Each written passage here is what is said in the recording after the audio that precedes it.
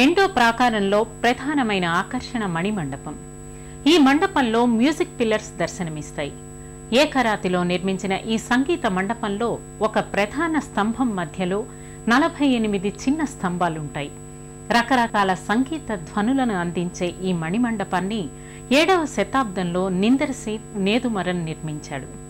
ఈ ప్రాకారంలో ధ్వజస్తంభానికి సమీపంలో గర్భాలయానికి ముందు నాద మణిమండపం కానవస్తుంది. రాతి స్తంభాలు ఇక్కడ శ్రావ్యమైన సంగీత స్వరాలను ఆలపిస్తాయి.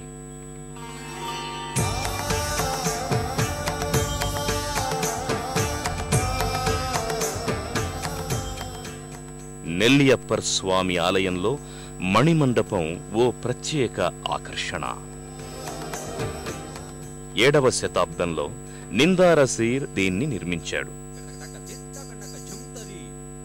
ఓ ప్రధాన స్తంభానికి చేర్చుకుని 48 చిన్న రాతి స్తంభాలు ఒకే రాతిలో మలచడం ఆనాటి శిల్పుల అద్భుత శిల్పకళా నైపుణ్యానికి నిదర్శనం.